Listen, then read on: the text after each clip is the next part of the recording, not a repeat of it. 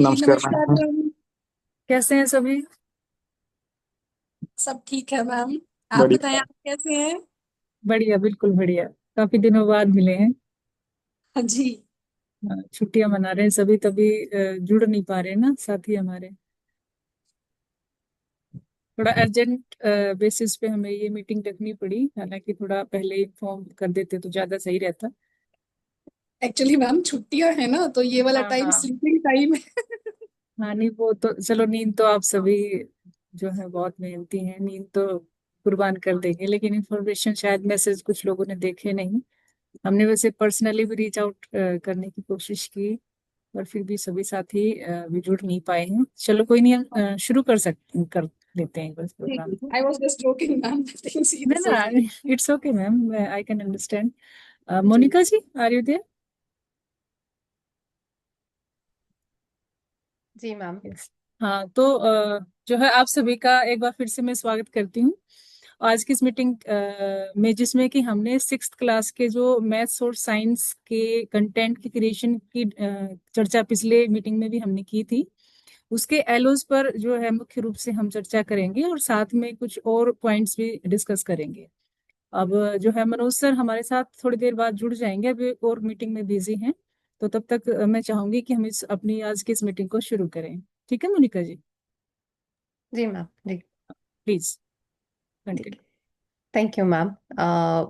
Thank you आप सभी teachers का। मैं समझ सकती हूँ गर्मियों की छुट्टियां हैं और आप सभी ने फिर भी एक बहुत शॉर्ट नोटिस पे अपने अवेलेबिलिटी जाहिर की, और इस प्रोग्राम में, इस कंटेंट बनाने वाली टीम में आपने अपना बहुत अच्छा कंट्रीब्यूशन दिया है अभी तक, और उम्मीद कर रहे हैं कि हम उसे कंटिन्यू करते हुए अब आगे बढ़ेंगे। सो आज के मुख्य रूप से हम सेशन शुरू करने से पहले मैं आपको बस बता देती हूँ कि हम एलओ सेशन क्यों कह रहे हैं। मैम ने एक कॉन्टेक्स्ट ऑलरेडी दे दिया है। हम ग्रेड 6 के एलओज मैपिंग का काम शुरू कर रहे हैं, और वो कैसे करना है, आज का सेशन उसी पे डिपेंडेंट है, उसी चीज़ पर आधारित है। हम कैसे करेंगे उसको, कितना सिंपल तरीके से, क्या क्या प्रोसेस उसमें इन्वॉल्व है, आप किस तरीके से उसे कर सकते हैं, उन चीज़ों पे हम बात करेंगे। सो मैं अभी अपनी स्क्रीन आप लोग के साथ शेयर करती हूँ। मुझे प्लीज़ बताइएगा अगर आप मेरी स्क्रीन देख पा रहे हैं तो।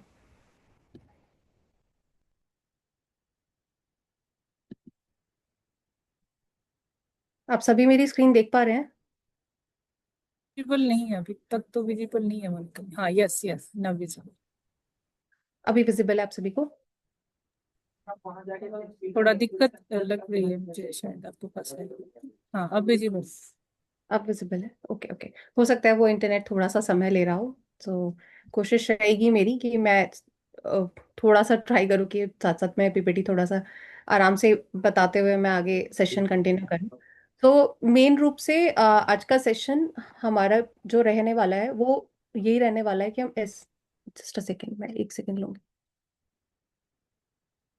कोई नहीं, आप थोड़ा एक बार सेट कर दीजिए, तब तक मैं 2 मिनट सभी से बात। जी जी मैम। तो एक बार मैं थोड़ा सा जो है मोनिका जी, जब तक अपना नेटवर्क थोड़ा चेक करते हैं, कि इसमें हमने सिक्स्थ क्लास के मैथमेटिक्स और साइंस के एलो क्रिएशन का काम रखा है इस साल का। और जैसे ही हमारा कंटेंट पूरा हो जाएगा, बन जाएगा मैथमेटिक्स और साइंस का, उसके बाद फिर हम उसको जो है स्कूलों में भेजना शुरू करेंगे। तो इसमें एक एक चैप्टर, एक मैथमेटिक्स का और एक साइंस का, उसके एलो जो है सैंपल के रूप में बनाए गए हैं। और आगे जितने भी चैप्टर्स हैं उनके एलोज कैसे बनाए जाएंगे, उसका क्या क्राइटेरिया रहेगा, और किन किन बातों को ध्यान में रख करके हम एलोज बनाएंगे, उसकी एक शीट जो है वो हमने तैयार की है, आपके साथ में अभी हम शेयर करेंगे। तो वो काफी हेल्पफुल रहेगी आप लोगों के लिए एलोज तैयार करने के लिए। क्योंकि लास्ट सेशन में जो है, लास्ट और उससे भी लास्ट सेशन में एलोज जो है हमें ऑलरेडी बनाए हुए मिले थे। जैसे कोई चैप्टर है उसमें कौन कौन से लर्निंग ऑब्जेक्टिव्स हमने लेकर चलना है, क्या क्या लर्निंग आउटकम्स रहेंगे, वो ऑलरेडी हमारे पास थे। अब की बार हमें, क्योंकि हमारे पास एक्सपीरियंस है पिछले 2 सालों का, तो हम सिक्स क्लास के जो है लॉज खुद क्रिएट करेंगे। उसका एक सैंपल, जैसा कि मैंने बताया, एक एक चैप्टर्स का जो है वो अवेलेबल है। तो आई थिंक अभी मोनिका जी आप रेडी हैं?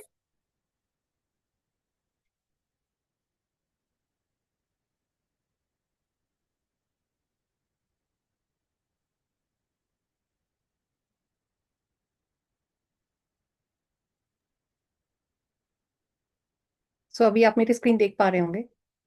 सो आज का एजेंडा मैम ने ऑलरेडी आप लोगों के साथ शेयर कर दिया है, तो मैं ज़्यादा समय नहीं लेते हुए सीधा हम अपने सेशन को शुरू करते हुए आगे बढ़ते हैं। सो आज का हमारा की एजेंडा रहने वाला है कि हम एक तो एलो फ्रेमवर्क डिजाइन पे बात करें कि हम एलो जिसे कह रहे हैं लर्निंग ऑब्जेक्टिव्स, उसका कैसा एक फ्रेमवर्क दिखने वाला है, एक डिजाइनर कैसे दिखने वाला है, क्या होते हैं, क्यों चाहिए हमको, और कैसे हम डिजाइन कर सकते हैं, साथ साथ में क्या स्टेप्स इन्वॉल्व हैं एक एलो को बनाने के लिए, और रिव्यू किस तरीके से करना है ताकि हम लोग इसे टाइमली क्रिएट भी कर पाएं और रिव्यू भी कर पाएं, जिससे हम इसका क्रिएशन प्रोसेस फिर आगे कंटेंट क्रिएशन प्रोसेस भी स्टार्ट कर पाएं। And then second half of the content में रहेगा जहां पर हम लोग एलो मैपिंग असाइनमेंट की बात करेंगे और ग्रेड 9 10 के इम्प्रोवाइजेशन कंटेंट पे बात करेंगे।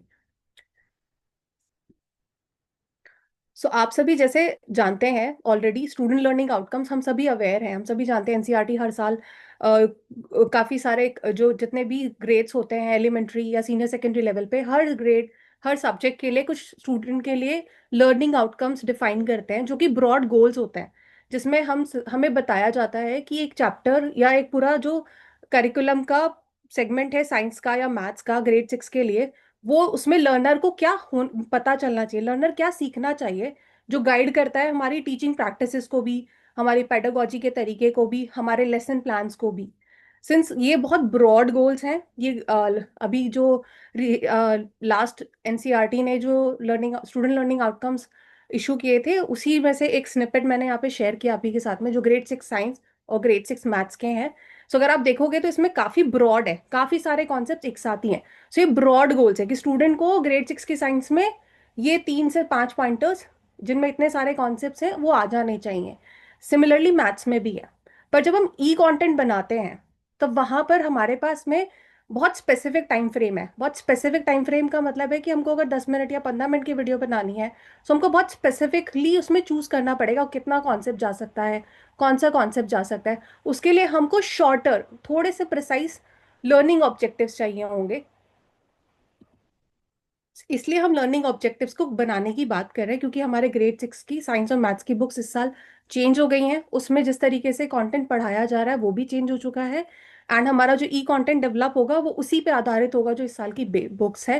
एंड वो कहीं ना कहीं हमारे लिए भी एक लर्निंग का प्रोसेस है जहाँ हम ये सीख रहे हैं, समझ रहे हैं कि अच्छा अगर हमारा कंटेंट इस तरह से डिजाइन करना है हमें, तो हम पहले उससे थोड़ा प्री वर्क करें। अगर हमारी बुक्स पूरी चेंज हो गई हैं सो हम पहले थोड़ा प्री वर्क करें, उसमें से अपने बच्चों के लिए लर्निंग ऑब्जेक्टिव्स निकालें जिसकी मदद से हम फिर आगे अपना ई कंटेंट की जो स्लाइड्स है कंटेंट है उसे डिजाइन करने में आसानी फील करें। सो लर्निंग ऑब्जेक्टिव्स बहुत ही सिंपलर भाषा में अगर बोलूँ, बहुत क्लियर और स्पेसिफिक स्टेटमेंट्स हैं जो ये बताते हैं कि लर्नर को ये आ जाना चाहिए इस चैप्टर के बाद में या इस पर्टिकुलर लेसन के बाद में समझ में आ जाना चाहिए। सो ओवरऑल चैप्टर या ओवरऑल करिकुलम को छोटे छोटे गोल्स में वो तोड़ देता है फॉर विच इज ईजियर। एक चैप्टर में अगर 5 से 10 लर्निंग ऑब्जेक्टिव्स हैं तो बहुत क्लियर हो जाता है क्रिएटर के लिए कि मुझे इस चैप्टर को कितने पार्ट्स में ब्रेक कर देना चाहिए, मेरे कितने एलोस कितने पार्ट में कवर हो सकते हैं। सो लर्निंग ऑब्जेक्टिव्स की खास बात ये होती है कि उसमें 3 बहुत इंपॉर्टेंट कंपोनेंट होते हैं जो हेल्प करता है या डिफाइन करता है कि ये एक लर्निंग ऑब्जेक्टिव है। जिसमें सबसे पहला है एक स्किल, जिसमें हम ऑब्वियसली स्किल हम बात करते रहते हैं। आप लोग काफी सालों से काम कर रहे हैं ऑलरेडी, तो आपको बहुत अच्छे से पता भी है कि हमारे जो एचबीएससी का भी जो हमारा सिलेबस का ब्रेकडाउन आता है उसमें, या फिर जो हमारे क्वेश्चन डिजाइनिंग के फ्रेमवर्क्स भी जो आते हैं, हम बहुत स्पेसिफिकली मेंशन करते हैं कि हम किन किन तरह की स्किल्स को यहाँ पे बच्चों की टारगेट कर रहे हैं। सो हमारे लर्निंग ऑब्जेक्टिव्स डेफिनेटली वो स्किल को हाईलाइट कर रहे हो, उसमें कॉन्सेप्ट किस कॉन्सेप्ट पे है वो उसकी बात कर रहे हो, और क्या पर्पज है उस एलो का, उस एलो को करने से होना क्या चाहिए उसकी बात कर रहे हो। उदाहरण के तौर पे मान लीजिए ये एक एलो है, apply the concept of factors to find the HCF of two numbers. अब इसमें स्किल स्पेसिफिकली ऐसे नहीं लिखा है कि ये एक अंडरस्टैंडिंग लेवल पे है या एक अप्लाइंग लेवल पे है या एक एनालाइजिंग लेवल पे है, पर स्किल बताया हुआ है। उसे आइडेंटिफाई करने के लिए यूजुअली ब्लूम टेक्सोनॉमी का यूज होता है, तो उसकी कुछ एक्शन वर्ब्स हैं जिस पर मैं थोड़ा आगे जाके बात करूंगी। सो उनका यूज किया हुआ है। तो यहाँ पर अगर आप देखेंगे इस पूरे एलो में जो स्किल इन्वॉल्व है वो है अप्लाई, जो कि अप्लाई एक्शन वर्ब से बताया हुआ अप्लाइंग स्किल इन्वॉल्व है। कॉन्सेप्ट एचसीएफ की बात की हुई है, और ये पूरा एलो एक पर्पस क्या सर्व करता है कि इससे बच्चा प्रॉब्लम सॉल्विंग समझ पाए, इस पर्टिकुलर कॉन्सेप्ट पे बेस्ड प्रॉब्लम सॉल्विंग कर पाए। सो ओवरऑल हमारा भी जो अब ऑब्जेक्टिव रहने वाला आगे इन लर्निंग ऑब्जेक्टिव्स को बनाते वक्त वो ध्यान यही रखना है कि हमारा लर्निंग ऑब्जेक्टिव जो भी हम डिजाइन कर रहे हैं, जिस भी चैप्टर के लिए डिजाइन कर रहे हैं, उसमें एक स्किल डेफिनेटली कैप्चर हो रहा हो, उसमें कॉन्सेप्ट क्लियरली मेंशन्ड हो, और उसका पर्पस बहुत क्लियर हो कि उस पर्टिकुलर एलओ से होना क्या चाहिए, लर्नर को क्या मिलना चाहिए। हम आगे बढ़ते कि हमारे लिए एलओ क्यों जरूरत है। मैं ऑलरेडी इसी से थोड़ा शुरू करते हुए बात आगे लेके गई थी, पर फिर भी मैं इस चीज को दोबारा से रिआइटरेट करने की कोशिश करती हूँ कि हमारे लिए इंपॉर्टेंट इसलिए है बिकॉज जो कंटेंट हम डिजाइन करते हैं ना, उसके लिए हमेशा एक मेट्रिक्स या फिर एक कंपस या फिर एक तरीके का गाइडिंग सॉर्ट ऑफ पैरामीटर्स चाहिए होता है जो हेल्प करता है कि ये कंटेंट, अगर हमारे पास एक 20 पेज की बुक है या एक चैप्टर है, अब उस 20 पेज के चैप्टर को हम कैसे ई कंटेंट में बनाएंगे, उसको गाइड करने के लिए ये लोग हमें हेल्प करेंगे, ताकि क्या कंटेंट उसमें सिलेक्ट होना चाहिए, क्या एक्टिविटीज आप उसमें इन्वॉल्व करना चाहते हो, क्या टीचिंग स्ट्रैटेजीज आप वहां दिखाना चाहते हो, या कैसे एक्सटर्नल रिसोर्सेज भी, या फिर जो आप कहते हैं कि कॉमन काफी सारे ऐसे एग्जिस्टिंग रिसोर्सेज हैं जिनको यूज किया जा सकता है, ऐसे टूल्स भी हैं जिन्हें यूज किया जा सकता है, बट वो बहुत क्लियरली हेल्प कर देता है कि अच्छा अगर हमको जैसे apply the concept of factors in HCF of two numbers, वहां पे बहुत क्लियरली था कि अप्लाइंग हमें फोकस करना है बच्चे की स्किल, कि बच्चा अप्लाई कर रहा हो। कॉन्सेप्ट बहुत क्लियर था और बहुत क्लियर था पर्पज उस एलो का, तो हमारे लिए बहुत स्पेसिफिक और बहुत क्लियर स्टेटमेंट था वो, जो हमें हेल्प कर रहा था कि अच्छा अब हमारा कंटेंट इसके अराउंड हमें बनाना है, इसीलिए हमें गाइड करेंगे, इसीलिए एलो हमारे लिए इंपॉर्टेंट है ई कंटेंट डेवलप करने के लिए। सो यहाँ तक किसी के कुछ सवाल अगर है।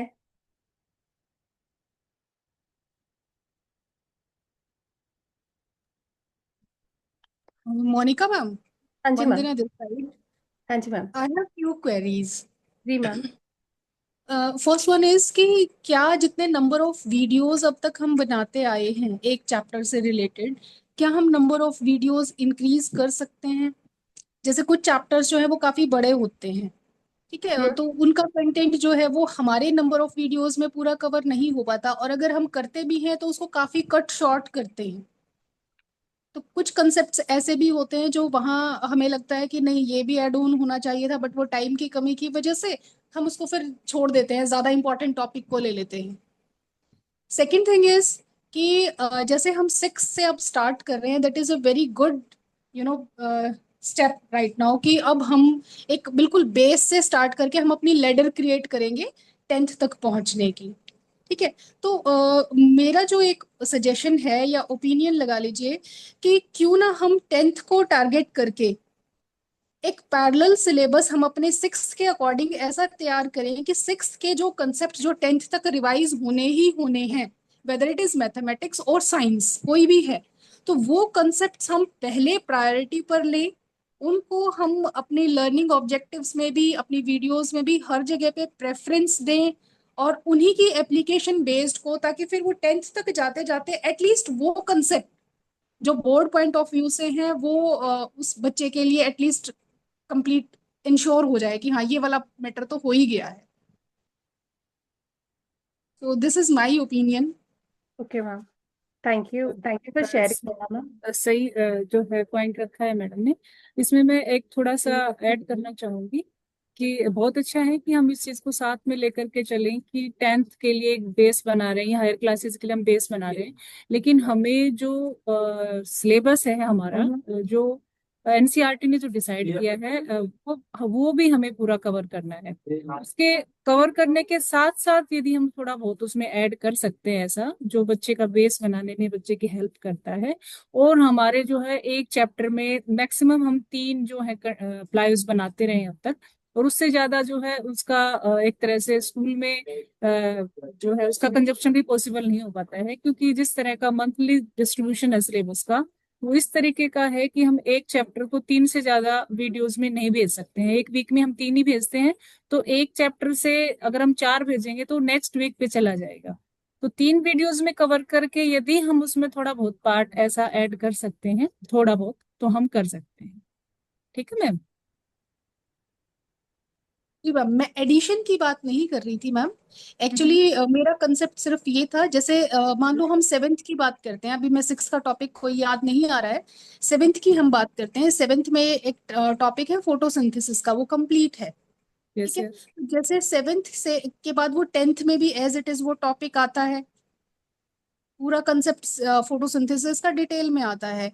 तो उस मैं ये मेरे कहने का मकसद सिर्फ इतना सा था कि जो वहां रिपीटेड होने हैं उनको हम यहाँ एक्स्ट्रा प्रेफरेंस के साथ, मतलब अच्छी सी डिटेलिंग और सारी उसको एक वेटेज देते हुए, एक इम्पोर्टेंस देते हुए कि उस टॉपिक को हम अवॉइड वाली लिस्ट में ना डालें। जैसे कई बार ऐसे होता है कि 3 प्लायर्स में चैप्टर को कंप्लीट करने के लिए कोई छोटे मोटे से टॉपिक्स जो होते हैं कुछ ऐसे लगते हैं, उनको हम साइडलाइन कर देते हैं। मेरा ओपिनियन सिर्फ इतना था। एक्स्ट्रा एडिशन की तो अभी हम अपने बच्चों के बारे में नहीं सोच सकते कि उन्हें हम सिलेबस के अलावा कोई भी एक्स्ट्रा एडिशन अभी दे सकते हैं। हाँ ठीक है मैम, लेकिन हमें वही बात वाली बात है कि हमें ये ध्यान में रखना है कि हमारा जो कहीं ना जो एनसीईआरटी का जो सिलेबस है वो हमसे ना छूटे।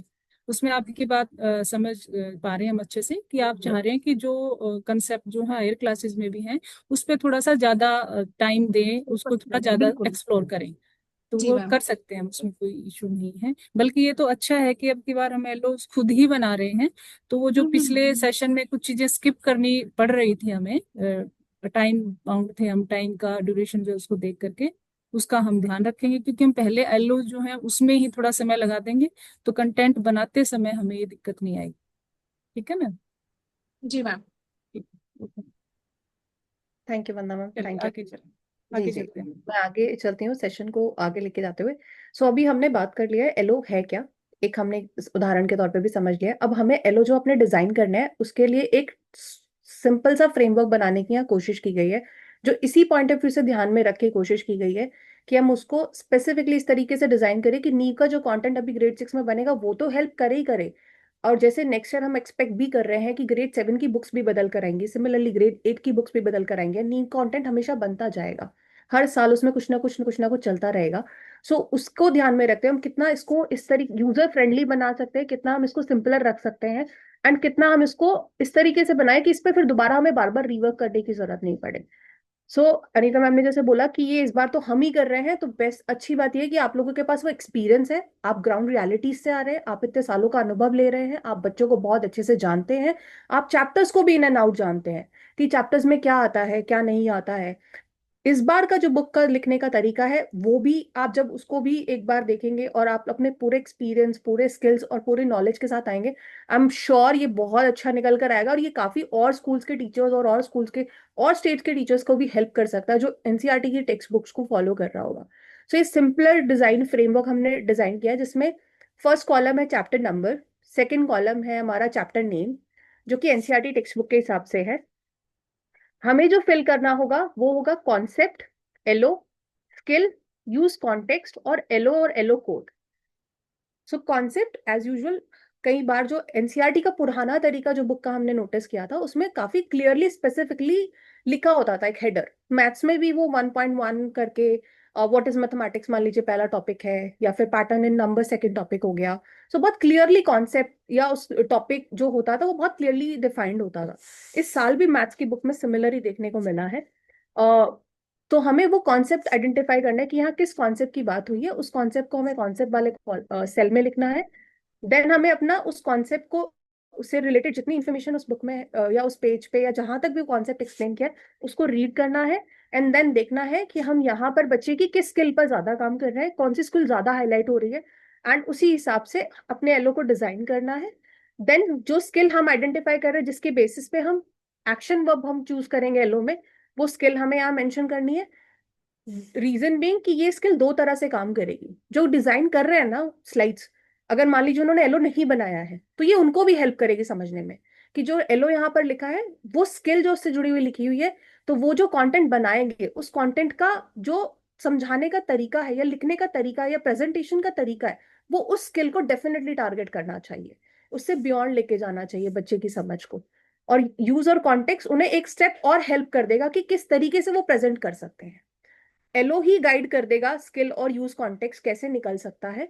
सो बहुत ज्यादा उस पर रिवर्क करने की या बहुत ज्यादा उस पर एक्स्ट्रा एफर्ट्स की जरूरत नहीं लगेगी। And then LO code is simple, 6 mean 6 grade, maths के लिए हमने एम रखा है, साइंस के लिए हम एस रखेंगे, 01 is first chapter, 0.1 is first chapter का पहला एलो। 6MO 1.2 में 6th is 6th grade, M is maths, 0 1 is again first chapter, 0.2 is second LO. Similarly जब हम सेकेंड चैप्टर पे कर रहे होंगे तो 0 2 हो जाएगा एंड उसके फर्स्ट LO को हम 0.1. सो इट्स वेरी सिंपल तरीका रखा है हमने जो इजी टू अंडरस्टैंड हो सभी के लिए.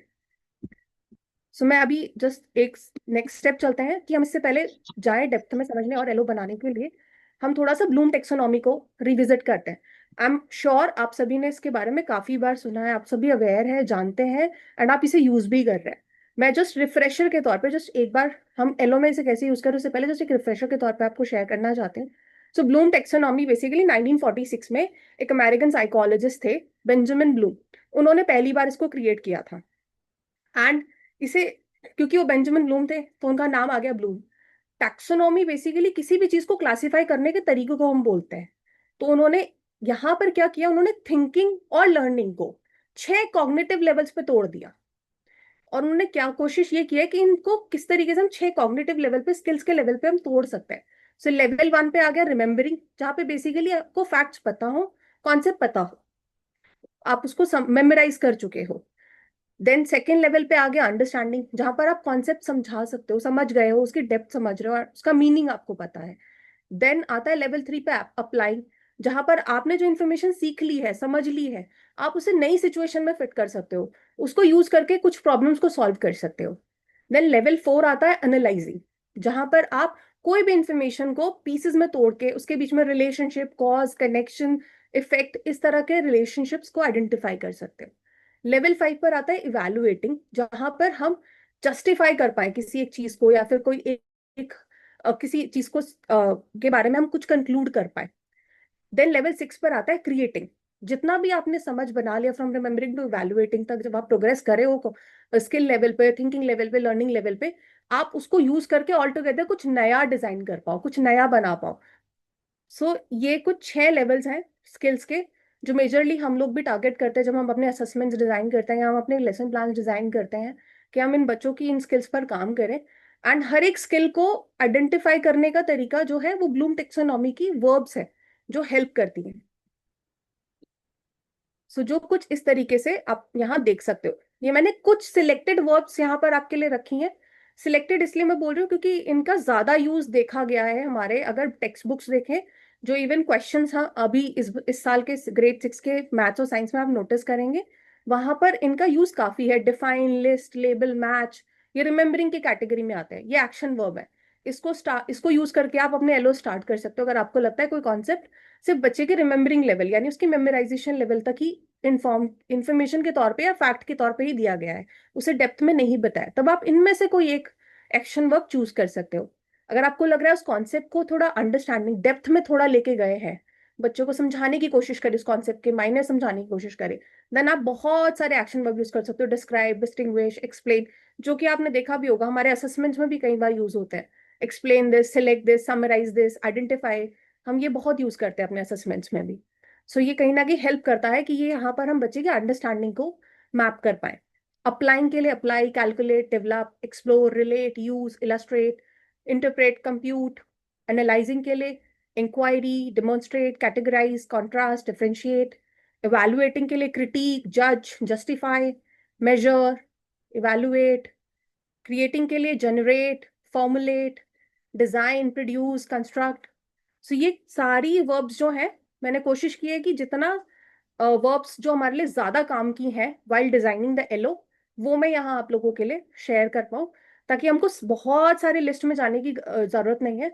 जो हमारे काम की हैं, जो स्पेसिफिक हैं, जिन्हें हम यूज करके अच्छे से एलो डिजाइन कर सकते हैं, वो हमें मिल जाए, ताकि जब हम डिजाइन करें तो हम इजीली इनको रेफर कर पाए. सो मैं थोड़ा सा आगे बढ़ती हूँ क्योंकि हमारे पास सत्र का समय थोड़ा कम है. सो मैं जितने भी आपके सवाल है, अगर आपके कोई भी सवाल है आप पूछना चाहते हैं, आप चैट बॉक्स में लिख दीजिए. एंड जब हम एक ब्रेक लेंगे तब हम डेफिनेटली उन सवालों का जवाब देने की कोशिश करेंगे, या हम सत्र के अंत में भी हम आप लोगों के साथ में सवाल जवाब पे बात करने की जरूर कोशिश करेंगे. सो अभी हमने एलो समझ लिया है, हमने फ्रेमवर्क समझ लिया है कि क्या फ्रेमवर्क है, उसमें कैसे काम करना है. ब्लूम्स पे भी हमने एक अपना थोड़ा सा समझ बना लिया है. अब इन समझ को यूज करने का टाइम आ गया है. अब हम देखेंगे इसे एक्चुअल में यूज कैसे कर रहे होंगे. जब आप एक्चुअली में चैप्टर को ओपन कर रहे होंगे एलो बनाने के लिए, तब कैसा लग रहा होगा। सो मैं उसकी तरफ बढ़ती हूँ। सो मान लीजिए ये एक स्निपेट मैंने यहाँ पे आपके सामने पेश किया है, व्हाट इज साइंस, और इसमें कुछ इंफॉर्मेशन दी हुई है साइंस के बारे में। सो यहाँ पर मैं आप सभी से चाहूंगी कि आप जस्ट 30 सेकेंड का समय लीजिए, जस्ट इस पोर्शन को पढ़ने की कोशिश कीजिए, और आप सिर्फ चैट में रिस्पॉन्ड करने की कोशिश कीजिए कि आपके अनुसार जितना पोर्शन यहाँ एक्सप्लेन किया गया है साइंस के बारे में, ये बच्चे की कौन सी स्किल को यहाँ पे टारगेट कर रहा है, इनके लिखने के तरीके से आपको क्या समझ आ रहा है, वो आप जस्ट चैट बॉक्स में एक बार लिख दीजिए। सो आपका समय शुरू होता है अब। 30 सेकेंड्स का समय लेंगे हम।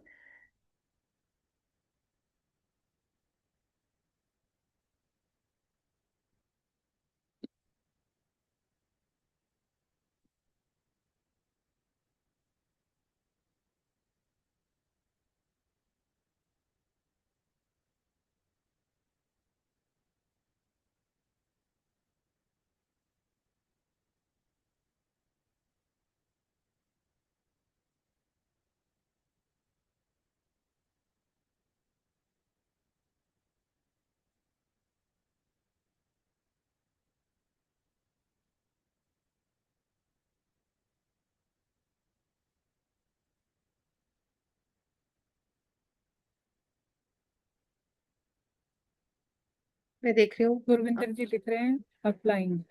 यस, गुरविंदर सर ने अप्लाइंग लिखा है, निमी मैम ने अंडरस्टैंडिंग लिखा है। Quickly Understand. और सभी प्लीज रिस्पॉन्ड कीजिए, बिकॉज ये आप ही को बहुत हेल्प करेगा, इवन हमें भी समझने में हेल्प करेगा कि हमें आपको कहाँ मदद करना है, या फिर हम कहाँ को क्रिएट कर सकते हैं, साथ में मिलकर काम कर सकते हैं। So please participate as much as जितना आपको लग रहा है, जो आपको लग रहा है प्लीज लिखिए। लाइन काफी काफी सारे टीचर्स हमारे एक्टिव हो गए हैं और बहुत अच्छे से रिस्पॉन्ड कर रहे हैं काफी। सो 30 सेकेंड्स खत्म हो गए। थैंक यू सो मच जिन्होंने रिस्पॉन्ड किया है, एंड आई एम सॉरी अगर बाकी जो रिस्पॉन्ड करना चाह रहे होंगे नहीं कर पाओगे, आपके पास और मौके हैं और चांसेस है। सो वरी नहीं। तो जी हाँ, आपने एक चीज नोटिस करी होगी कि जो भी रिस्पॉन्स आए हैं उसमें एक रेंज है, रिमेम्बरिंग भी है, अंडरस्टैंडिंग भी है, अप्लाइंग भी है, इवेलुएटिंग भी आया है, एनालाइजिंग भी आया है। समझने की कोशिश करते हैं ना। सबसे पहले हम क्या करते हैं, जो हम अपने बच्चों को भी सिखाते हैं कि कभी कोई एमसीक्यू होता है, 4 ऑप्शन है या 5 ऑप्शन है, तो हम बच्चों को बताते हैं जो नहीं आना है या नहीं है बिल्कुल क्लियरली उसको हटा देते हैं। हम वैसे ही काम करते हैं यहाँ पे भी। आप जैसे पैरा पढ़ते हो तो उसमें क्या है, साइंस की डेफिनेशन दी है पहली 3 लाइन में, उसके बाद में उस टॉपिक को बताने की शुरू कर दिया है, और कि इसको ऐसे समझो, think of it as a big adventure, we ask questions, explore the world and try to understand how things works. For this the most important thing is to have curiosity, which is where the title of this book comes from. सबसे पहला, यहाँ पे कुछ नया create हो रहा है जितना पोर्शन उन्होंने एक्सप्लेन किया है? नहीं, कुछ नया क्रिएट नहीं हो रहा, तो क्रिएटिंग डेफिनेटली नहीं है, क्योंकि हम यहाँ कुछ भी नया क्रिएट नहीं करा रहे हैं, कुछ भी नया डेवलप नहीं करा रहे हैं, जो इन्फॉर्मेशन दी है साइंस के बारे में उसको यूज करके। डेफिनेटली क्रिएटिंग हमारा रूल आउट हो गया। चलते हैं इवैल्यूएटिंग पे। क्या हमें यहाँ पे इसको पढ़ने के बाद में कुछ जजमेंट्स या कंक्लूजन्स कुछ ऐसा निकल कर आ रहा है? क्लियरली नहीं, क्योंकि उससे जुड़ा हुआ कुछ भी मुझे दिख नहीं रहा है अभी। डेफिनेटली इवैल्यूएटिंग को भी हम रूल आउट करेंगे इस मोमेंट पे। अब हम आते हैं एनालाइजिंग। यहाँ पर क्या कोई एक स्कीमा या कोई एक रिलेशनशिप को डिफाइन करने की कोशिश की गई है, उसको तोड़ के, या उसमें एक प्रोसेस को कैसे तोड़ के दिखाने की कोशिश की हुई है? वो भी क्लियरली नहीं दिख रहा जितना हमारे पास पैरा अभी है। तो डेफिनेटली एनालाइजिंग को भी हम रूल आउट कर सकते हैं। अगेन, ये मैं आपको इसलिए बोल रही हूँ बिकॉज जितना पोर्शन अभी दिख रहा है हम सिर्फ उस पर बात कर रहे हैं। अगर आप इस चैप्टर को पढ़ोगे, हो सकता है धीरे धीरे आप पढ़ते पढ़ते आपको रियलाइज हो कि अच्छा आगे जाके तो एनालाइजिंग हो गया, that is also possible. But अभी हम सिर्फ इतने स्निपेट की बात कर रहे हैं जो हम देख रहे हैं, ताकि हम छोटे छोटे पोर्शंस को ले लेके आगे बढ़े। अब आते हैं 3 चीजों पे जो मेजरली दिखने में मिला है, रिमेम्बरिंग, अंडरस्टैंडिंग, अप्लाइंग। अब अप्लाइंग पे आते हैं। क्या आप किस इस सेगमेंट में कहीं भी आपको लगा है कि जो इन्फॉर्मेशन दी है उसको किसी नई सिचुएशन में यूज करने की कोशिश हुई है, या कहीं कुछ नए तरीके से उसको दिया गया है? मुझे क्लियरली नहीं दिख रहा, मे बी हो सकता है, बट स्टिल तो वो भी रूल आउट होगा हमारा। अब बचता है रिमेम्बरिंग और अंडरस्टैंडिंग। अब मैं आपको एक चीज बहुत इंपॉर्टेंट यहाँ शेयर करना चाहती हूँ। यूजुअली आप ये कंफ्यूजन देखोगे, ये कंफ्यूजन मुझे भी आता है, इवन आज भी आता है, जबकि बहुत समय से काम कर रही हूँ, बट स्टिल आता है, बिकॉज बहुत क्लोजली है ये स्किल्स ना। रिमेम्बरिंग से आप कब अंडरस्टैंडिंग पे पहुंच गए, अंडरस्टैंडिंग से कब आप अप्लाइंग पे पहुंच गए हो। सो बहुत थिन सी लाइन है, वो समझने में थोड़ा समय लगता है, यार ये हम को क्रिएट करके ही अच्छे से कर सकते हैं, साथ में डिस्कस करके ही बहुत अच्छे से कर सकते हैं। सो रिमेम्बरिंग और अंडरस्टैंडिंग यहाँ पे दोनों में से एक्चुअली अंडरस्टैंडिंग है।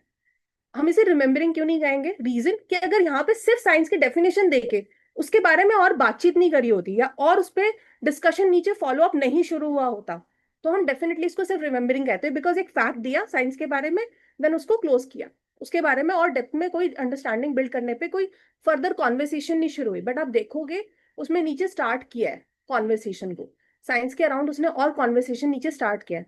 एंड सिंस मैं ये चैप्टर पे काम कर चुकी हूँ, तो मुझे थोड़ा कॉन्टेक्स्ट भी है कि जब आप ये चैप्टर को ओपन भी करेंगे तो इसमें साइंस के बारे में काफी बात किया हुआ है। सो यहाँ पर इस सेगमेंट को देख के हम कह सकते हैं कि ये हमारा अंडरस्टैंडिंग है। अगेन मैंने जैसे बोला बहुत थिन लाइन है कि हम इसे रिमेम्बरिंग और अंडरस्टैंडिंग दोनों में डाल सकते हैं, बट डेफिनेटली ये थोड़ा कॉन्टेक्स्ट मांगेगा इस सेंस में कि आप इस चैप्टर को थोड़ा और अच्छे से डेप्थ में देख लो। सिर्फ इतना स्निपेट नहीं देख के आप पूरा पेज देखते, पूरा पेज रीड करते।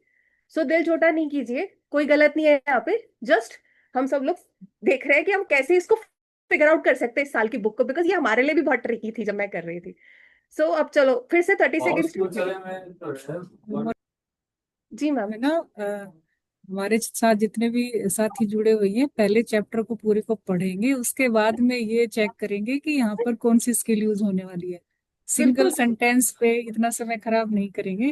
तो नहीं जो सब मैम, सोच पा रहे हैं इनको कौन सी स्किल यहाँ पर यूज करनी है, नहीं मैम, आई एम तो इतना श्योर थोड़ा हम 100। कवर कर लेते हैं और लास्ट में फिर क्वेश्चन आंसर सेशन हम रखेंगे, फिर जी जो है डिस्कस जी जी करेंगे। मैम, ठीक है। जी ठीक है मैम। सो अब यहाँ पर एलो हम कैसे बना सकते हैं, स्किल हमने आइडेंटिफाई कर लिया, अंडरस्टैंडिंग है। अब हम एलो कैसे बना सकते हैं कि हम अपना कॉन्सेप्ट, साइंस के बारे में बात हो रहा है, सो कॉन्सेप्ट क्लियरली साइंस है।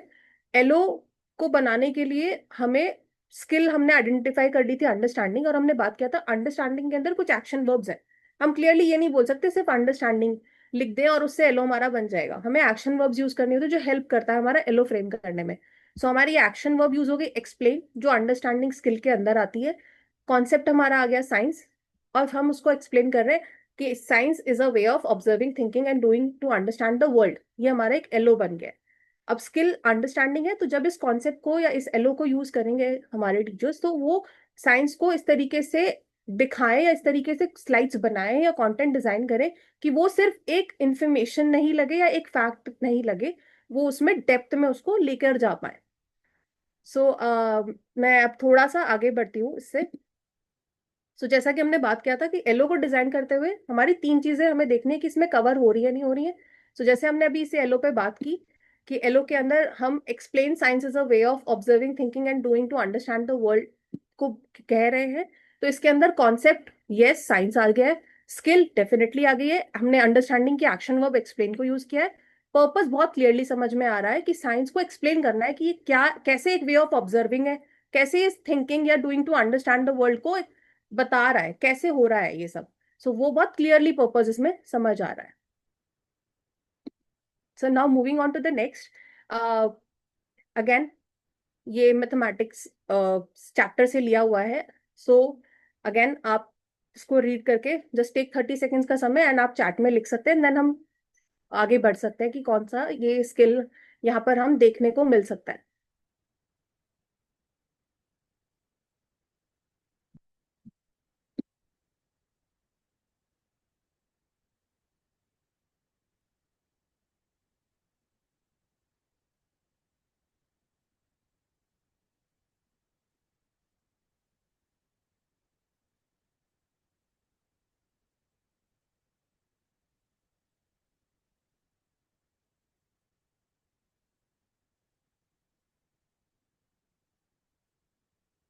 रिमी मैम, यस, अनिम मैम ने शेयर किया है। अंडरस्टैंडिंग, आपने अंडरस्टैंडिंग शेयर किया है। प्लीज रिस्पॉन्ड कीजिए, आप सभी के रिस्पॉन्स का वेट करूँ। आई होप मैं आपको बोर नहीं कर रही होंगी।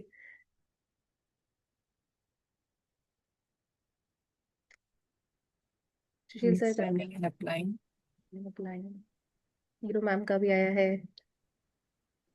Standing, applying, nine ma'am, 10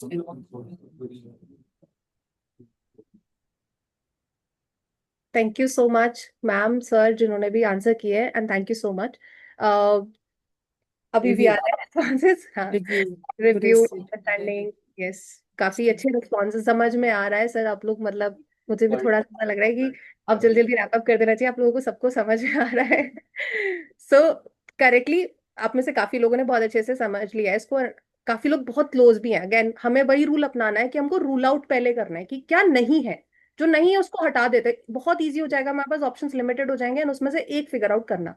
again पीछे से स्टार्ट करते हैं, क्रिएटिंग है, क्लियरली कुछ नया क्रिएट करने की बात नहीं हो रही है तो नहीं है। इवैल्यूएटिंग देन कुछ भी जो है जजमेंट कंक्लूजन के साथ नहीं। एनालाइजिंग अगेन यहाँ पर कोई स्किल है, रिलेशनशिप कभी डिफाइन नहीं करा गया है, उसको ब्रेक डाउन नहीं किया हुआ है, सो डेफिनेटली अभी एनालाइजिंग भी यहाँ यूज नहीं हो रहा है।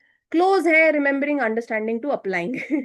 डेफिनेटली ये तीन क्लोज आंसर्स हैं, बट अगेन रिमेम्बरिंग हम इसलिए नहीं लेंगे बिकॉज हम बात कर चुके हैं कि अगर सिर्फ डेफिनेशन देखे यहाँ पर और उसके बियॉन्ड नहीं एक्सप्लेन किया होता या उसके बियॉन्ड उस कॉन्सेप्ट को नहीं लेके गए होते, तो हमारे लिए सिर्फ रिमेम्बरिंग होता।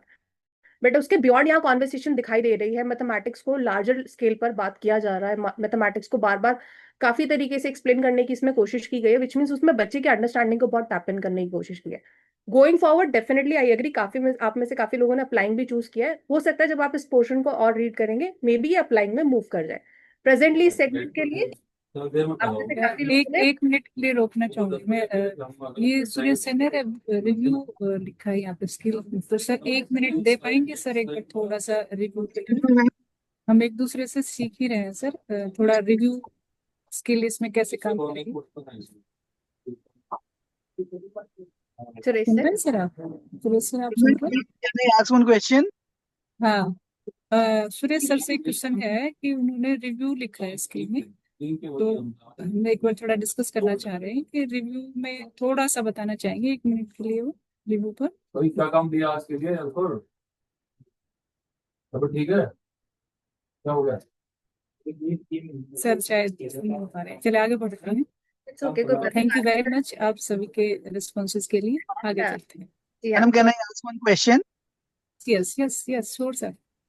So, ma'am, that when we were reading the context, then they are saying either object you have to correlate with the object this, through your near your surroundings. So, if suppose some object is there, so and a person is working in the kitchen, that person will now going to see around that ki whether that phenomena is there or not. So, how you will correlate that? Isn't it that applying? Understand and applying. Thank you, ma'am.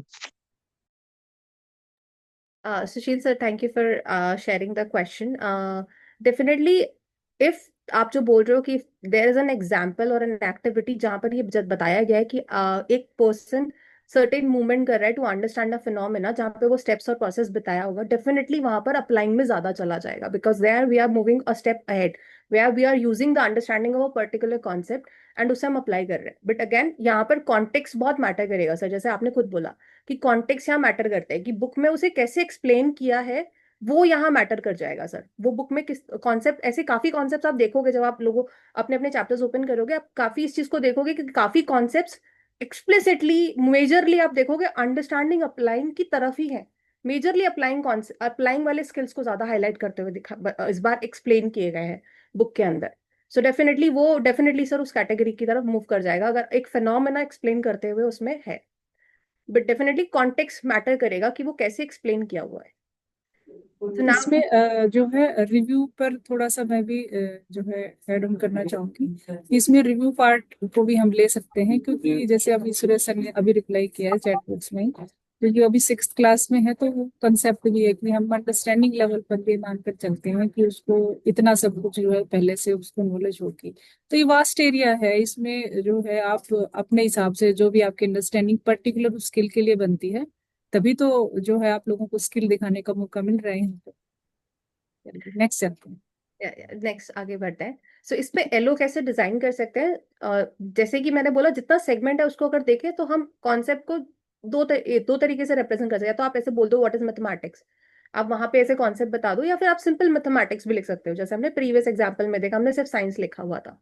LO similar because यहाँ पे भी mathematics के around बात है, science में भी science के process, science का जो तरीका है उसके बारे में बात है। सिमिलरली एलओ भी यहाँ पर एक्सप्लेन करे कि मैथमेटिक्स कैसे एक वे ऑफ थिंकिंग है, कैसे वो रीजनिंग इन्वॉल्व कर रहा है, कैसे प्रॉब्लम सॉल्विंग इन्वॉल्व कर रहा है, एंड उसको कैसे यूज कर सकते हैं। टीचर्स के लिए यूजर कॉन्टेक्स्ट ऐसे हो सकता है कि जो भी कंटेंट बना रहे हैं वो basically relevance of mathematics in real life problem solving में ज्यादा उसको हाईलाइट करे जब आप कॉन्सेप्ट समझा रहे हो। So that will guide them कि अच्छा इस एलओ को मैं इस तरीके से भी रिप्रेजेंट कर सकता हूँ। दैट्स वन हिंट जो उनको हेल्प करेगा आगे ले जाने के लिए। So moving on to the next one कि ये एलओ में अब हम बस ये चेक कर लेते हैं हमारे इस एलओ में 3 एलिमेंट्स हमारे हैं या नहीं है। हमारे इस एलओ में कॉन्सेप्ट है यस मैथमेटिक्स, स्किल है यस, वो अंडरस्टैंडिंग वर्ब के अंदर हमारी एक्शन वर्ब है एक्सप्लेन जो हमने यहाँ यूज किया है, एंड पर्पस यस। इससे क्या हम एक पर्पस डिडक्ट कर पा रहे हैं पूरे को रीड करने के बाद? यस। ये बात कर रहे हैं कि आप कैसे बच्चे का लॉजिकल थिंकिंग और मैथ्स को रियल लाइफ प्रॉब्लम में अप्लाई और उसकी रीजनिंग बढ़ाने के लिए काम कर इस एलओ के थ्रू। So moving on to the next,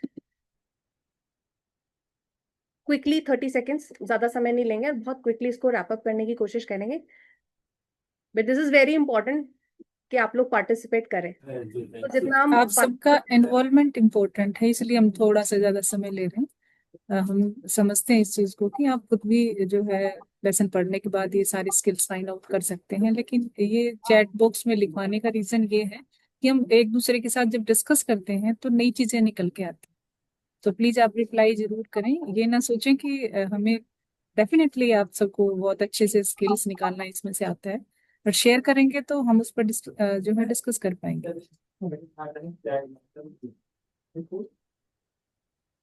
Gurvinder sir share कर रहे हैं अप्लाइंग।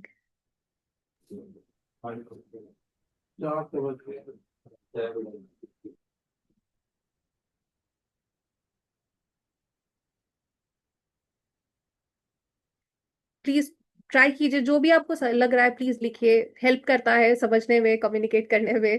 प्लीज शेयर कीजिए आप लोग भी।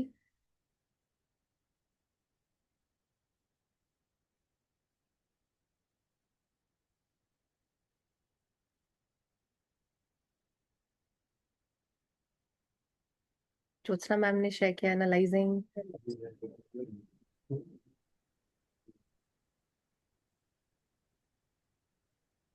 काफी क्लोजली क्लोजली रिस्पॉन्स मिल रहा है, तो समझ आ रहा है कि हाँ आप सभी सेम ही लाइन पर सोच रहे हैं जैसा हम सोच रहे हैं। Analysing and evaluating, yes Sachin sir ने भेजा है एनालाइजिंग, यस।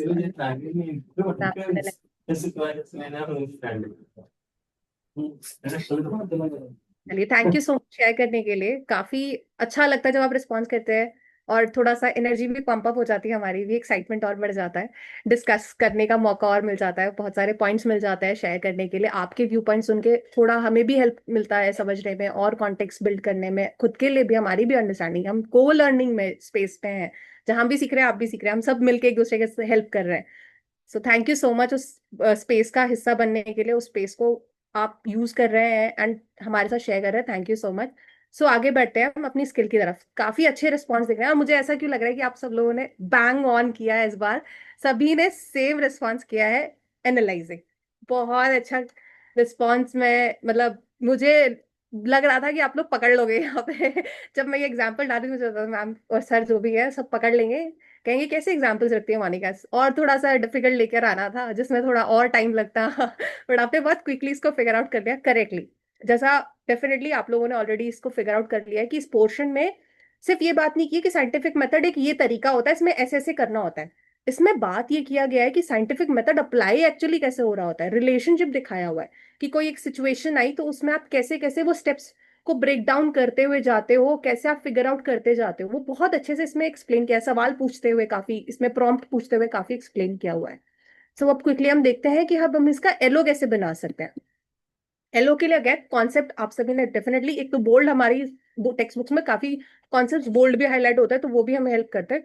साइंटिफिक मेथड पे यहाँ बात हो रही है, एलओ क्या बना है, demonstrate the steps of the scientific method through examples.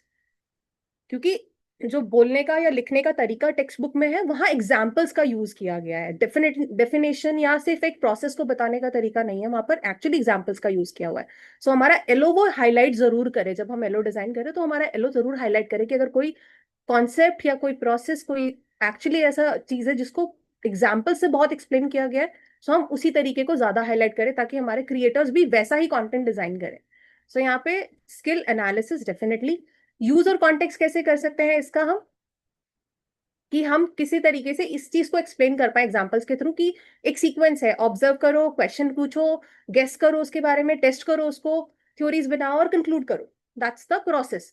सो वो एक्सप्लेन हो पाए एग्जांपल्स के थ्रू, वो यहाँ पर कोशिश रहने वाली है। अब हम अपना एलो चेक करते हैं कि उसमें हमारे तीनों एलिमेंट आए हैं कि नहीं आए हैं।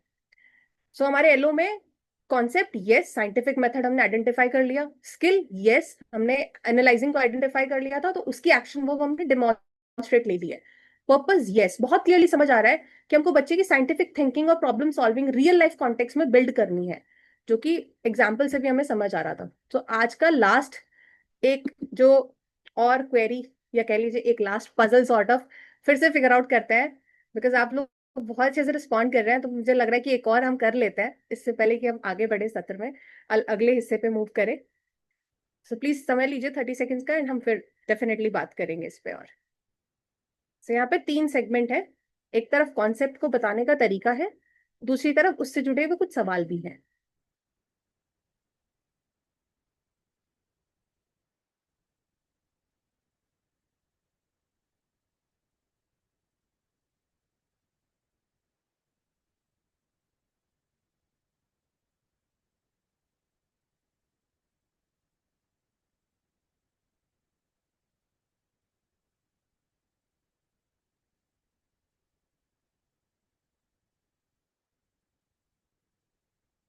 इवैल्यूएटिंग सर,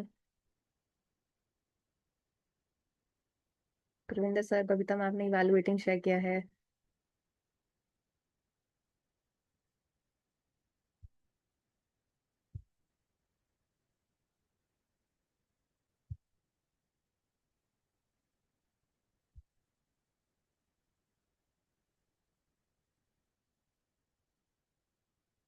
विजुअलाइजिंग, सुशील सर ने विजुअलाइजिंग शेयर किया है।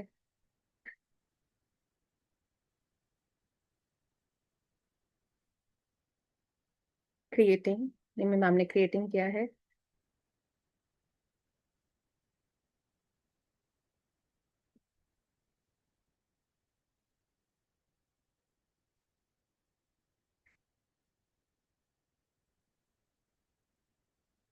Analysing and applying Vandana ma'am का है। ओके,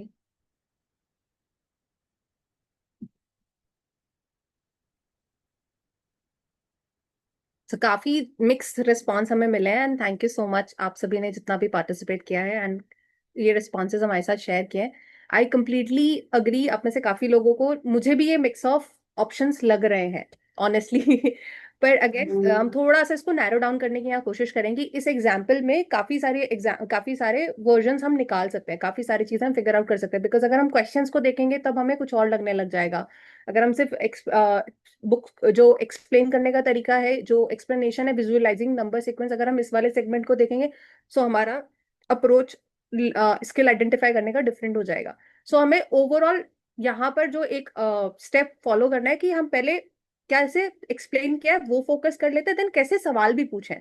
क्या सवाल पूछने का तरीका ऐसा है कि जहां सिर्फ रिमेम्बरिंग, जैसे यहाँ क्वेश्चन ऐसे आ रहे हैं जहां सिर्फ रिमेम्बरिंग की बात हो रही है, सिर्फ ये चेक करे बच्चे को पता है कि अगर मैंने ये 1 डॉट दिखाया तो बच्चा इसको देख के बोलते this is 1, that is remembering. So क्या बच्चा सिर्फ यही कर रहा है, या सिर्फ अंडरस्टैंडिंग चेक हो रही है कि हमने सिर्फ ये पूछ लिया कि what is visualising number sequence, give one example, क्या इस तरह के सवाल है? नहीं, डेफिनेटली क्वेश्चंस काफी थॉट प्रोवोकिंग क्वेश्चंस हैं। ये क्वेश्चंस काफी बच्चे की अंडरस्टैंडिंग के बियॉन्ड जा रहे हैं, तो डेफिनेटली अप्लाइंग, एनालाइजिंग, इवैल्यूएटिंग इस कैटेगरी की तरफ ये काफी नजर आ रहा है। डेफिनेटली इसमें से काफी सारे ऑप्शन हो सकते हैं।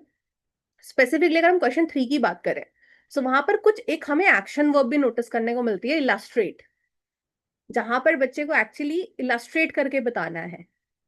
सो इलस्ट्रेशन प्लस नंबर को देख के कुछ विजुअलाइज करके उसको कैसे इमेजिन करना है, कैसे उसको आइडेंटिफाई करना है रिलेशनशिप की, ये चीज ऐसी है तो ये ऐसी दिखेगी, वो आइडेंटिफाई कैसे करेगा बच्चा। सो काफी मैं भी इस चीज के लिए कंफ्यूज थी, बट थैंक यू आप सभी ने जो रिस्पॉन्स शेयर किया, मुझे भी अब थोड़ा थोड़ा लग रहा है कि ये एक्चुअली एनालाइजिंग, इवैल्यूएटिंग दोनों ही कैटेगरी में जा सकता है, क्योंकि ये दोनों ही तरीके से, कई जगह पे कंक्लूड करने की भी बात आएगी, कई जगह पे जस्टिफाई है उसको एक्सप्लेन करने की बात भी आएगी, अप्लाइंग में भी जा सकता है, बिकॉज यहाँ पर definitely understanding of visualising number sequence है, उसको हम अप्लाई करने की बात कर रहे हैं। यहाँ पर बस थोड़ा हमें फोकस ही करना है जो हमारे क्वेश्चंस हैं, उन क्वेश्चंस को डिजाइन करने में जो वर्ब्स का यूज है, एक्शन वर्ब, जैसे मैंने बोला क्वेश्चन 3 में इलस्ट्रेटिंग वर्ब है, इलस्ट्रेटिंग इलस्ट्रेट करने को बोला गया है बच्चे को। सो इलस्ट्रेट वर्ड यूजुअली हमारी एनालाइजिंग का पार्ट होती है, अप्लाइंग का पार्ट होता है, अप्लाइंग एनालाइजिंग दोनों में ही आ जाती है वो। सो हमें इस तरह के क्वेश्चंस को भी थोड़ा रीड करके समझना होगा कि अच्छा जिस तरह के क्वेश्चंस बच्चे से पूछे हैं कॉन्सेप्ट समझाने के बाद, वो किस तरफ डायरेक्ट कर रहे हैं, वो बच्चे की कौन सी स्किल को मैप कर रहे हैं। सो ये थोड़ा सा डिफरेंट एग्जाम्पल है जितना हमने अभी प्रीवियसली करे, कि हमें कैसे अपने क्वेश्चंस को भी रीड करना है टू अंडरस्टैंड कि वो कौन सी स्किल को यहाँ पर टैप इन कर रहे हैं। सो हमारे लिए भी ये, हमने इसको क्योंकि एनालाइजिंग कैटेगरी में आइडेंटिफाई किया था, but definitely there are chances कि हम इसको अप्लाइंग और इवैल्यूएटिंग में भी मूव कर सकते हैं, बेस्ड जिसमें और क्वेश्चंस अगर आ जाते हैं तो। सो एनालाइजिंग में अगर हम इसे मूव करते हैं तो हम देखते हैं कि इसमें क्या रिस्पॉन्स हमारा, सॉरी अप्लाइंग में मूव करते हैं तो हमारा क्या रिस्पॉन्स आता है इसमें। सो हमारा एलओ कैसे बनता है, visualising number sequence clearly, because मैं ऑलरेडी आपके साथ शेयर कर चुकी हूँ कि काफी जगह हमारे चैप्टर्स में स्पेसिफिकली मेंशन है कि कौन सा कॉन्सेप्ट यहाँ पढ़ाया जा रहा है। सो विजुअलाइजिंग नंबर सीक्वेंस हमारा कॉन्सेप्ट हुआ। लर्निंग ऑब्जेक्टिव हमारा क्या बना कि हम इलस्ट्रेट कर पाए नंबर सीक्वेंस को विजुअली, कोई भी नंबर का सीक्वेंस हम बच्चे को दे दे वो विजुअली उसको इलस्ट्रेट कर पाए बच्चा, यहाँ पर ये ऑब्जेक्टिव है। एप्लीकेशन एंड यूज कॉन्टेक्स्ट क्या है कि हम बच्चे का विजुअल इंट्यूशन कैसे बिल्ड करें अरिथमेटिक या ज्योमेट्रिक प्रोग्रेशंस की तरफ, ये थोड़ा इंटेंशन रहने वाला है कि डॉट ब्लॉक ग्राफ इन तीनों चीजों को कैसे यूज करके बच्चा एक विजुअली कैसे उसको इमेजिन कर सकता है किसी भी एक नंबर सीक्वेंस को, उसको अप्लाई कर सकता है। सो यहाँ पे मेनली ये टारगेट है। सो यहाँ पर इस एग्जाम्पल को शेयर करने के पीछे ऑब्जेक्टिव यही था कि आपके जो इस बार के टेक्स्ट बुक्स में क्वेश्चंस भी हैं वो भी कहीं ना कहीं आपको बहुत हेल्प करेंगे आइडेंटिफाई करने में कि कौन सी स्किल की तरफ ये ज्यादा जा रहा है।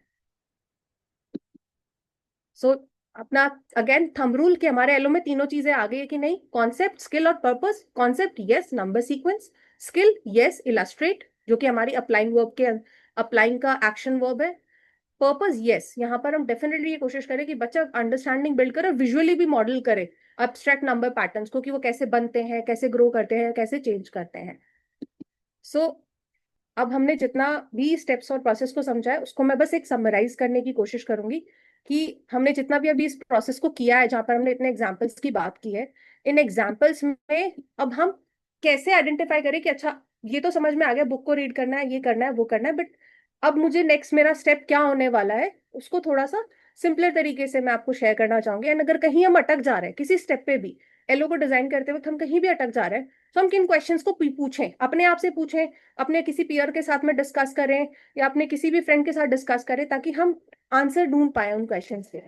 सो सबसे पहला थंब रूल, हमें बुक रीड करना है, जो आप सभी ऑलरेडी अवेयर है इस चीज से। तो सो वहां पर कोशिश हमें करनी है कि अगर हम कहीं अटक जाते हैं बुक रीड करते करते, थोड़ा सा हम अपने नोट्स बना के चले, summary notes of chapter notes of, जहां पर आपको कुछ बहुत क्लियरली स्ट्राइक कर गया कि हाँ तो ये बहुत क्लियरली ऐसा कॉन्सेप्ट है, हम उसको स्ट्राइक करते चले।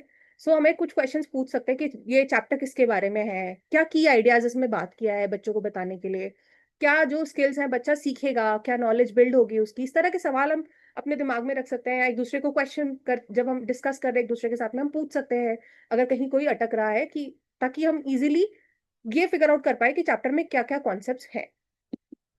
देन उसको कॉन्सेप्ट्स में हम ब्रेक कर पाए, आइडेंटिफाई कर पाए। अगर कहीं पर रुकावट लग रहा है तो हम ये कुछ क्वेश्चंस पूछ सकते हैं या सोच सकते हैं कि क्या की कॉन्सेप्ट्स हैं, क्या टीचेबल सेक्शंस हैं इस चैप्टर के अंदर, प्रीवियस ग्रेड का लिंकेजेस, जैसे अभी सुरेश सर ने एक एग्जांपल भी शेयर किया था कि प्रीवियस ग्रेड का भी काफी सारी चीजें कई बार वो लिंकेज होता है।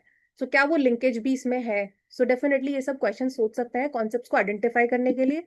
नेक्स्ट स्टेप हमारा होगा कि हम अपना लर्निंग ऑब्जेक्टिव लिखें। अब लर्निंग ऑब्जेक्टिव लिखने के लिए हमें ध्यान देना होगा कि इस कॉन्सेप्ट से बच्चा करे क्या, बच्चे को क्या करना चाहिए इस कॉन्सेप्ट को सीख के।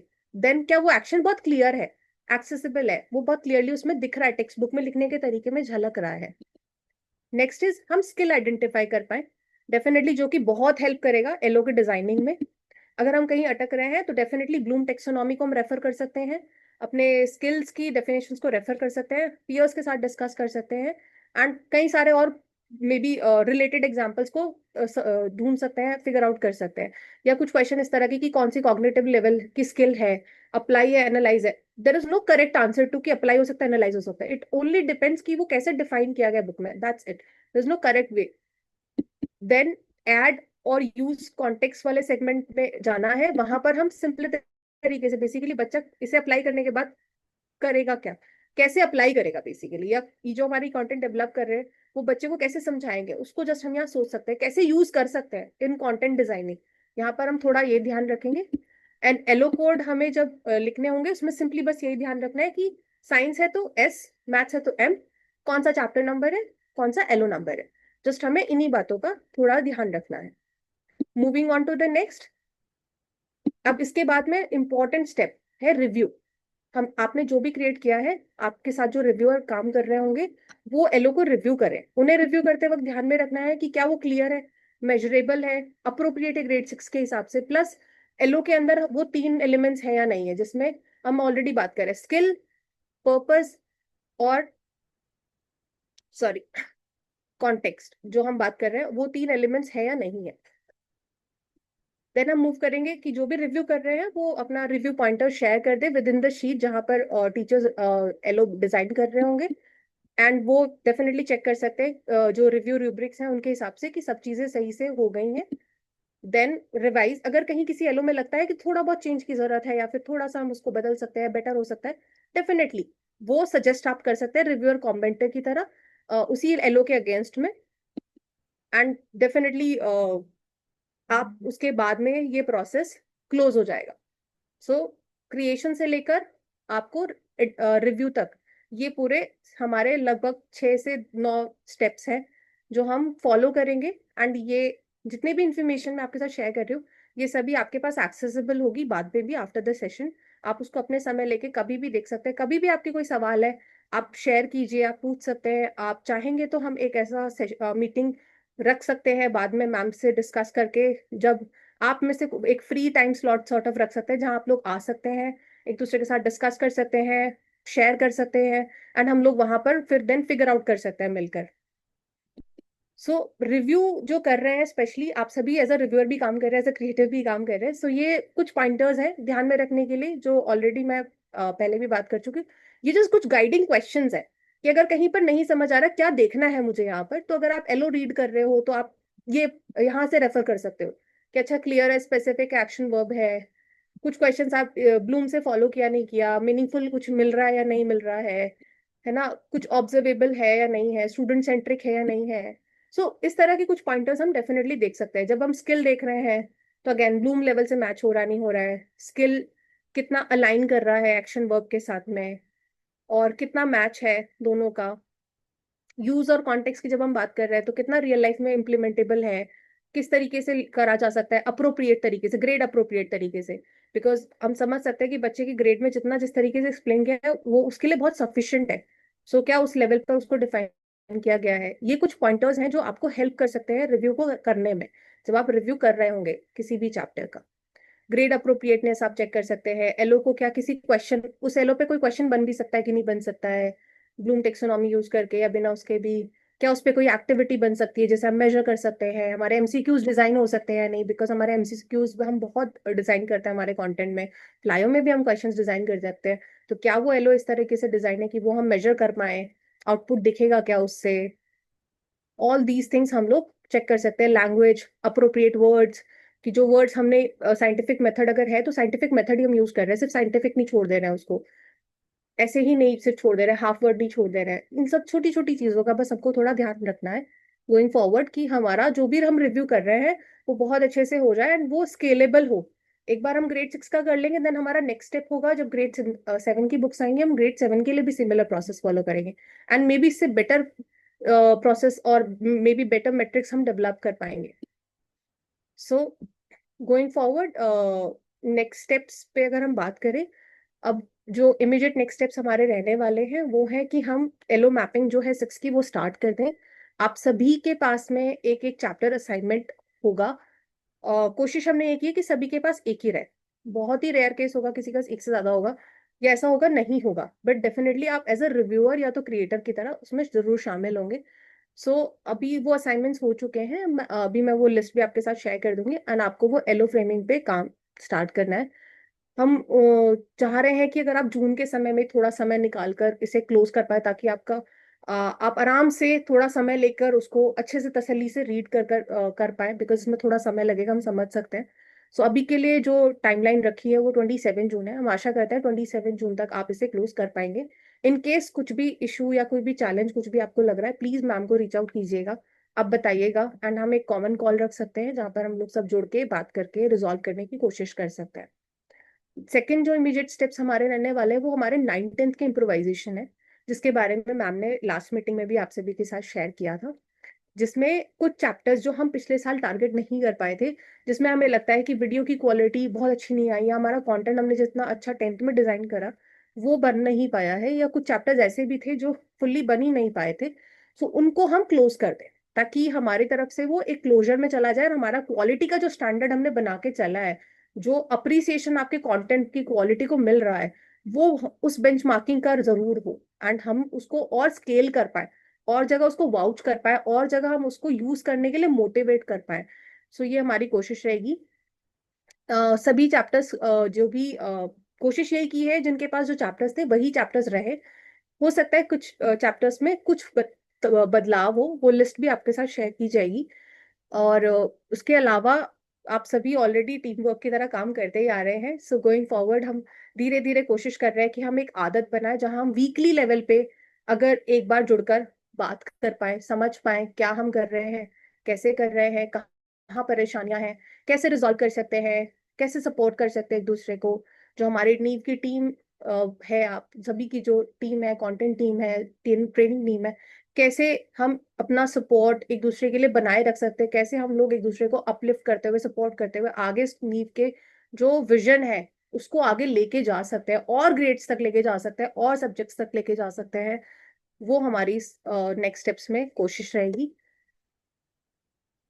सो इमिडिएटली जो अभी है वो 6th एलो मैपिंग है एंड 9th-10th इम्प्रोवाइजेशन है, जिसकी पॉसिबल अभी जो टाइमलाइंस है वो यहाँ पर है। बट प्लीज फील फ्री, अगर कुछ भी आपको लगता है, कुछ भी आपको शेयर करना है, कुछ भी आपको लग रहा है इससे डिफरेंट है, या कुछ सिनेरियो आपके साथ ऐसा है जो हमें नहीं पता है, प्लीज शेयर कीजिएगा, ताकि हम उसको समझ पाए, समय से आपके साथ कुछ सोल्यूशन फिगर आउट कर पाए। सो ये लिस्ट है चैप्टर्स की। मैं अभी आपके साथ में शीट का लिंक भी शेयर कर दूंगी। इस पीपीटी के अंदर भी मैंने शीट का लिंक ऑलरेडी मेंशन किया हुआ है। सो ये मैथ्स के चैप्टर असाइनमेंट है, और ये सभी के पास में कोशिश किया 1-1 चैप्टर जाए कम से कम, ताकि सभी के पास में सभी लोग उसको कर पाए। ये लिस्ट भी आपको अलग से अभी मैम इसके मीटिंग के बाद में शेयर कर देंगी। ये साइंस की लिस्ट है, आप सभी के पास में एक एक चैप्टर देने की हमने कोशिश, आपके रिव्यूअर भी हमने साथ में मेंशन किया है, तो आप फील फ्री कभी भी एक दूसरे को रीच आउट करने के लिए। फॉर एग्जांपल राकेश सर और शैलेश सर दोनों के पास एक एक चैप्टर है, सेकंड एंड थर्ड। सो आप फील फ्री कीजिए एक दूसरे के साथ में कनेक्ट करने के लिए, जब भी आपको लग रहा है। क्रिएशन के लिए भी आप कनेक्ट कर सकते हैं, आप रिव्यू के लिए भी कनेक्ट कर सकते हैं, को क्रिएट भी कर सकते हैं, वो आपके ऊपर है। But feel free to connect with each other, discuss with each other, जितना आपको लग रहा है possibly. Thank you so much patience पेशेंस रखने के लिए, और इतना समय देने के लिए, और मुझे सुनने के लिए। और अब मैं चाहूंगी आप सभी के अगर कुछ सवाल हैं, आप पूछना चाहते हैं, बात करना चाहते हैं, अनीता मैम भी हैं, और thank you Monica ji, thank you very much. बहुत ही डिटेल में आपने सारे एलओ का जो भी प्रोसेस था वो सबके बीच में रखा है, और आई होप सभी ने अच्छे से इस चीज को, इस पूरे प्रोसेस को अंडरस्टैंड कर लिया। एलओ डेफिनेटली वो उन्हें पता है कहाँ पे कौन सी स्किल उनको फाइंड आउट करनी है, बट एक प्रोसेस है जो हमारा डॉक्यूमेंटेशन था वो उन्होंने अच्छे से समझ लिया है। और फिर भी कोई क्वेरी है तो अभी तो हम इससे ज्यादा समय शायद नहीं दे पाएंगे, एक दो और काम भी हैं। 2-3 मिनट तक हम आपके साथ जुड़े हुए हैं, और उसके बाद आप कभी भी कॉल से रीच आउट कर सकते हैं, और जरूरत पड़ी तो जैसे मोनिका जी ने कहा हम एक और जो है मीटिंग भी शेड्यूल कर लेंगे अगर जरूरत पड़ेगी तो। और दो तरह की चीजें हैं, एक तो इसमें एलो क्रिएशन के लिए चैप्टर असाइन किए गए हैं, और दूसरा है रिक्रिएशन का। तो दोनों शीट्स जो है आपके साथ में हम शेयर कर देंगे, और इस ये जो पीपीटी है ये भी ग्रुप में अभी जैसे ही मीटिंग ओवर हो मैं शेयर कर दूंगी पीपीटी भी। और इससे संबंधित जो भी आपकी क्वेरीज हैं आप जो है ग्रुप में भी लिख सकते हैं, कॉल भी कर सकते हैं। और कोशिश करें कि 27 जून तक जो है एलओज वाला जो काम है पूरा हो जाए, ताकि हम नेक्स्ट मंथ में जो है इसके क्रिएशन पे काम शुरू कर सकें, क्योंकि एक एक ही चैप्टर है तो छुट्टियों में शायद आप कर पाएंगे यदि आप कहीं इधर उधर घूमने नहीं गए हैं तो। सो कोशिश करें कि आप 27 तक इसको एलोस का वाला जो काम है आपका कर दें। अगले 2 मिनट तक हम और हैं आपके साथ में।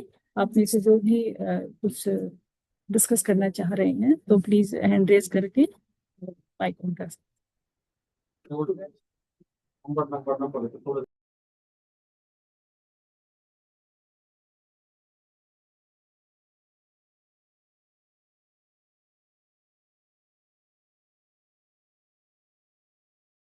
मोनिका जी आप प्लीज एक बार देखें, मुझे थोड़ा अर्जेंटली एक बार छोड़ना पड़ेगा मीटिंग को। यदि किसी साथी की कोई क्वेरी है तो 2 मिनट तक और आप ले सकते हैं। Okay, thank you very much. आप सभी का बहुत बहुत धन्यवाद जुड़ने के लिए, और इतने शॉर्ट नोटिस पर जुड़े उसके लिए तो और भी ज्यादा बड़ा धन्यवाद बनता है आप सभी का। Thank you. Thank you ma'am, thank you so much. Sir ma'am, आपके अगर कोई भी सवाल है अभी आप पूछना चाहते हैं, इवन बाद में भी पूछना चाहते हैं, feel free to reach out, no problem.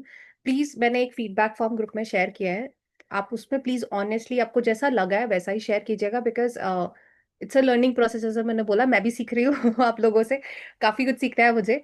सो मेरी कोशिश यही रही है कि मैं आपके साथ जितना सरलता से इसको पेश कर पाऊँ। अगर कहीं भी आपको लगा है कि यहाँ सुधार हो सकता है, या यहाँ कुछ आपको ऐसा लगा है कि ये तो बहुत डिफरेंट था, ये अच्छा लगा, ये सो प्लीज शेयर कीजिएगा, ताकि मैं अपनी स्किल्स को और सुधार पाऊँ, मैं अपने और स्किल्स पे काम कर पाऊँ। एंड अगर आपके कोई भी सवाल हैं, अगर आपको लग रहा है कलेक्टिवली आपको लग रहा है कि हमें एक बार और जुड़ना चाहिए, प्लीज वो भी आप शेयर कीजिएगा अपने फीडबैक फॉर्म के अंदर, कि हमें इस चीज पर थोड़ा और बात करना है या कुछ ऐसा भी है, वो प्लीज शेयर कीजिएगा, ताकि उसी हिसाब से मैम से बात करते हुए हम एक मीटिंग का ऑर्गेनाइज कर पाए, और आप सभी के क्वेरीज या आपके जो भी डाउट्स हैं, जो जो भी इश्यूज हैं, हम उनको रिजॉल्व कर पाए समय से। प्लीज, अगर आपके अभी कोई सवाल है, अभी कुछ आप शेयर करना चाहते हैं, सो प्लीज, हम 2 से 3 मिनट जुड़े हुए हैं।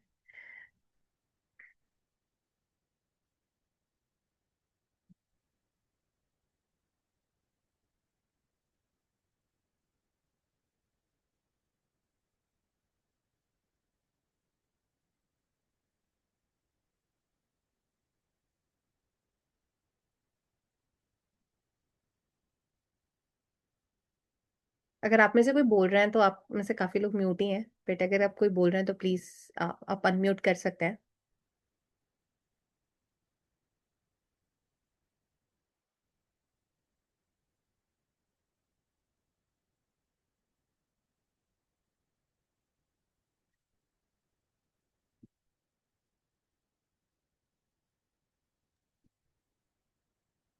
Monica ma'am, it was really a nice session. Actually thank you. Bloom's taxonomy और ये जो चीजें हैं, ये हमने अपने बीएड टाइम में सारी चीजें स्टडी की थी। हाँ। और ये जो छोटा सा सेशन था, ये एक ब्रशिंग अप था उन सारे कंसेप्ट्स को, मतलब एक फिर से एक टर्मिनोलॉजी में लाने के लिए। क्योंकि देखिए, एप्लीकेशन पार्ट तो मेरे ख्याल से हम सभी लोग जो क्लास में पढ़ा रहे हैं तो कहीं ना कहीं अप्लाई करते हैं। But yes this yes. Was just to brush up कि हाँ नहीं, इन इन टर्म्स को अब यूज भी करना है जिनको हम भूल चुके थे। नहीं, I am so this sure ma'am, was आप लोग यूज रियली कर रहे हैं। नाइस। आई एम श्योर आप लोग यूज कर रहे हैं, भूले नहीं हो, आई एम वेरी श्योर आप मेरा दिल रखने के लिए ऐसे बोल रहे हैं, but I am very sure आप लोग सभी अवेयर है। बट आई डेफिनेटली सी कि हाँ, मुझे लगा कि हम एक बार फिर से रिविजिट करते हैं, बिकॉज मुझे भी कई बार, जैसे हम भी काम करते हैं, तो वो हमेशा हेल्प ही करता है एक बार रिविजिट करना। Exactly exactly. Thank you so much तो for your this was really suggestion. Nice session. Hmm. Thank you ma'am.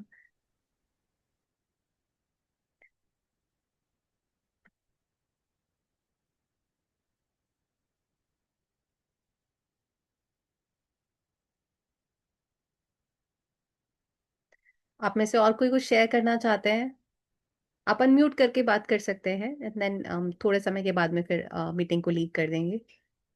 अगर आप में से कुछ को काम है तो देन डेफिनेटली आप तभी लीव कर सकते हैं।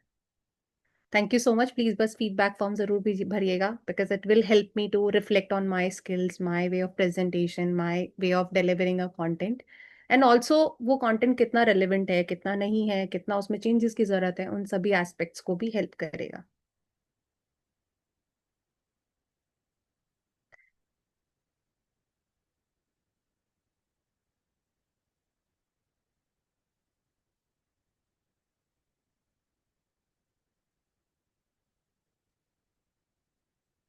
ओके मैडम, बहुत अच्छा लगा, थैंक यू बहुत अनिल बढ़िया सर। रहा। बहुत बहुत धन्यवाद आपका और आप सभी का। थैंक नमस्कार। नमस्कार sir, thank you so much sir, thank you so much Anil sir.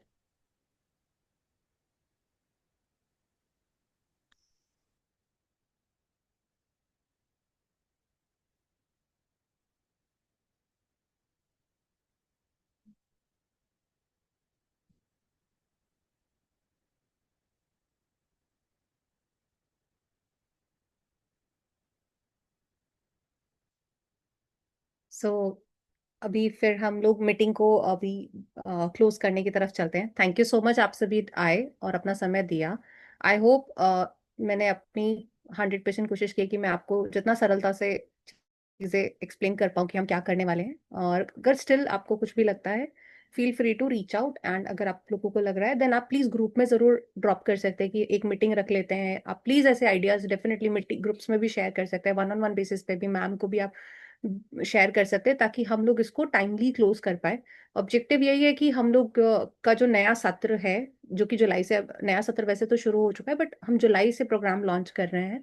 सो हमारी कोशिश ये है कि उससे पहले हम इसको क्लोज कर पाए, बिकॉज अगेन जुलाई के बाद में आप सभी ने जिन जिन चैप्टर्स पे 9th 10th में काम किया है, उनकी लाइव क्लासेस होनी शुरू हो जाएंगी, आप लोगों का एंगेजमेंट वहाँ होना शुरू हो जाएगा। तो हमारी कोशिश ये है कि हम आपको जितना उससे पहले ही इन चीज़ों से फ्री कर पाए, एंड आपका कम समय जाए, एंड आप मोर अपने क्लासेस में भी और कंटेंट क्रिएशन को भी धीरे धीरे धीरे धीरे पेस के साथ में कर पाए। Thank you Jyotsna ma'am, thank you Gurvinder sir, thank you Suresh sir, thank you Babita ma'am, thank you Suresh sir, thank you Meenakshi ma'am, thank you very much for everyone जिन्होंने भी ज्वाइन किया, and thank you Anita ma'am for giving that space. So आशा करती हूँ आप सभी अच्छे होंगे, गर्मी में अच्छे से हाइड्रेटेड होंगे। प्लीज अपना ध्यान रखिएगा and feel free to reach out. Thank you so much everyone. Bye bye everyone. तो मैं मीटिंग को क्लोज करती हूँ। सुरेश सर, आप कुछ कहना थैंक यू मैम। चाहते? Thank you Babita ma'am. हाँ okay ma'am. Okay bye ma'am. Suresh sir, आप कुछ कहना चाह रहे थे? सुरेश सर, अगर आप कॉल पे हैं तो। Sonu sir, thank you sir.